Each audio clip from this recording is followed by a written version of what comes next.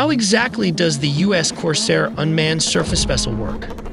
On the outside, it might look simple, but inside, it packs a massive 1,000-pound warhead within a highly modular payload bay.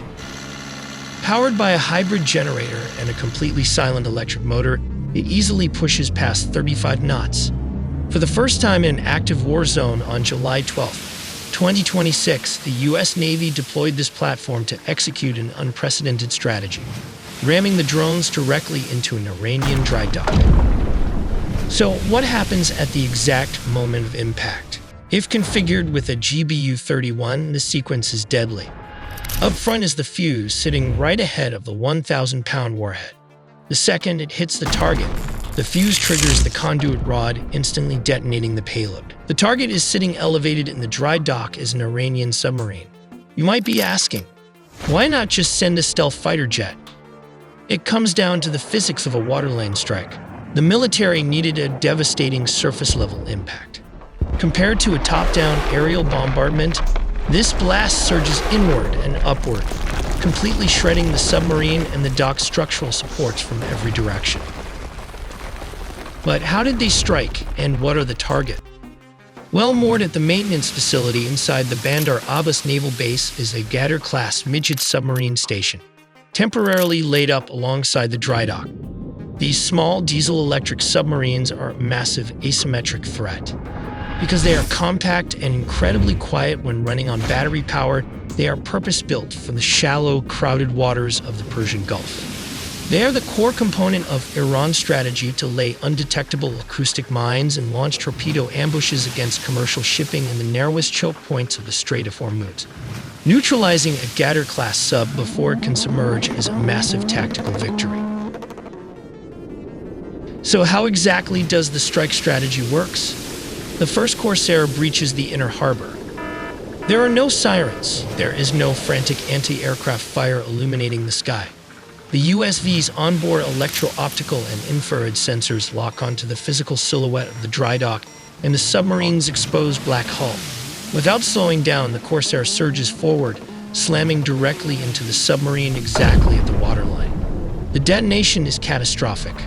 When a 1,000-pound payload explodes against a steel hull at the waterline, it harnesses the physics of the ocean itself.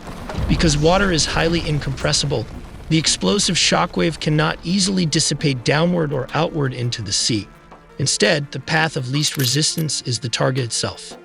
The energy is forcefully directed inward and upward, simultaneously tearing through the steel pressure hull of the submarine and obliterating the concrete dock supports. Milliseconds later, the second and third Corsairs strike their designated coordinates along the maintenance facility. The synchronized waterline impacts effectively break the back of the submarine, sending seawater flooding into its shattered compartments and structurally compromising the dry dock beyond immediate repair. But let's dive into more detail. What happens when the boat's 1,000-pound warhead and fuze hits the dock? At the front is the nose fuze well. All this is joined by a fuze conduit. Sandwiched in between this rod in the middle is the explosive-filled 1,000-pound warhead. This channel rod is connected to a tail fuze. Just a reminder, this is an unguided, low-drag general-purpose bomb, part of the United States Mark 80 series of weapons system. Let's take a look at how this works in a super-simplified animation. Upon hitting the docks, the frontal fuze activates, burning the fuze conduit from the front to the back, thus creating a huge explosion. The alternative option is using the tail fuze FMU139. This is usually used for delayed action and is set by the controller. When it hits the target, the fuze activates, and the conduit rod, which creates the 1,000-pound explosion after a few seconds, is programmed. This can create a lot of damage considering its small $4,000 price tag. Let's take a look inside the Corsair by Saronic Technologies. Up front, this 24-foot autonomous boat features a flexible weapons bay. In this strike configuration, it houses a single 1,000-pound GBU-31 bomb, mounted on a custom launch cradle. But the payload is highly adaptable. You can swap that out and load the hull with raw TNT or even a torpedo. Moving to the back, we have the propulsion system. This can be a hybrid power. An internal combustion engine serves only as a high-speed generator. that generates electricity to keep the large battery pack charged, essentially acting as a range extender. Those batteries power a completely silent electric motor. This powerful motor has rapid acceleration and drives the jet system that counter-rotates for precise speed and maneuvering, giving the vessel stealth and speed capabilities. Finally, up top, stealth meets sensing. The drone's low-profile mast houses its camera suite, long-range radar, and satellite uplinks. Together, these systems keep the vessel connected to remote command while feeding crucial, second-by-second data right into its autonomous mission computer. But why use a boat instead of a bomber or F-35 jets to hit the dry docks? The strategy comes down to cost, payload physics, and radar evasion. Historically, penetrating an anti-access or area denial or a 2 and AD network like Iran required expensive stealth fighters or million-dollar Tomahawk missiles. But Iranian coastal air defenses are designed to look at the sky. A small, composite hull boat surging at 35 knots essentially slips beneath the radar horizon. While aerial bombing is superior for hitting deep inland bunkers or mobile targets, it can't match a sea drone's waterline damage. The Corsair delivered a 1,000-pound payload directly against the hull of the submarine and the dock supports. Water is incompressible, meaning an explosion at the waterline causes catastrophic, ship-breaking shockwaves that top-down aerial bombs often fail to achieve. This unclassified footage displays a 3-panel split screen of a synchronized USV strike. Freezing the frame, we can identify 2 of the unmanned kamikaze drones closing in on the dry dock facilities. You can see one drone attacking from the right, alongside a second drone taking the center vector.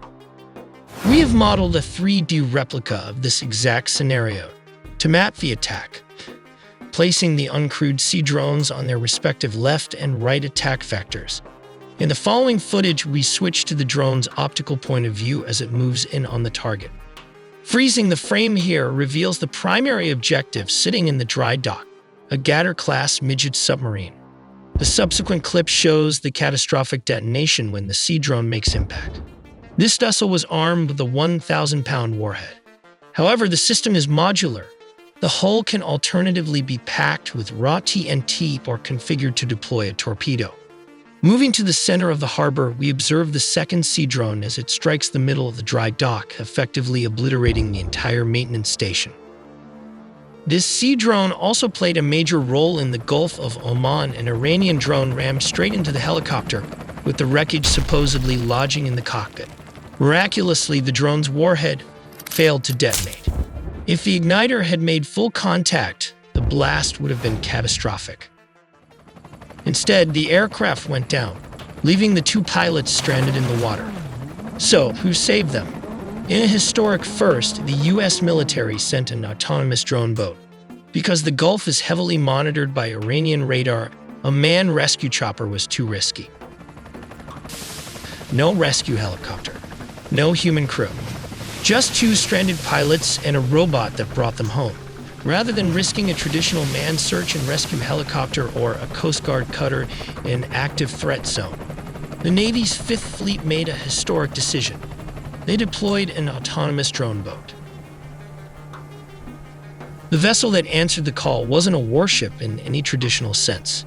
It was the Corsair, a sleek, low-riding, autonomous surface vessel that looked deceptively ordinary, but was about to make history.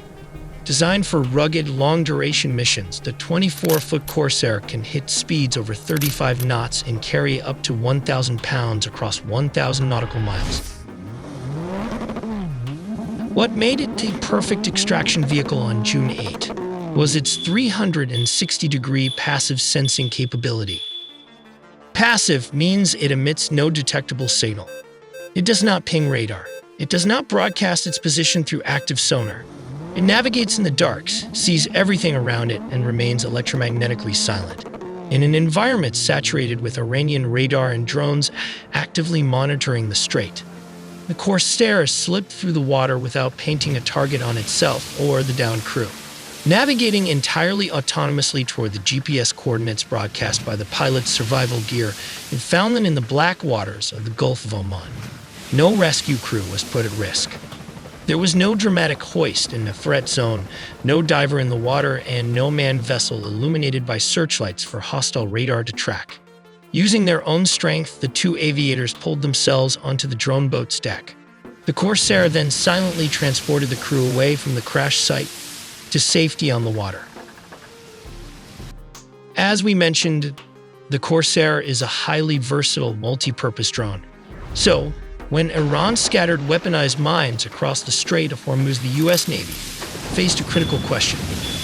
How do you clear these hidden killers?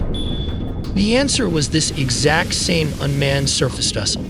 For these mine-clearing missions, the drones are typically launched from an Independence-class littoral combat ship, or LCS.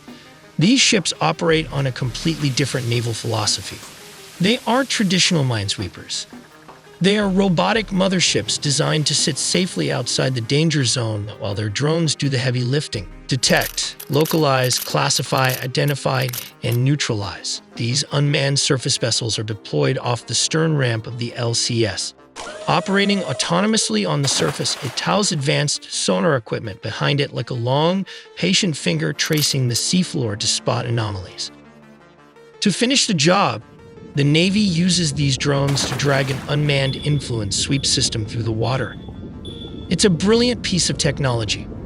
By perfectly mimicking the magnetic signature and acoustic engine sounds of a massive warship, the system tricks bottom-dwelling mines into detonating safely behind the drone. Click the link on the screen for more original videos featuring 100% custom 3D animations built entirely from scratch.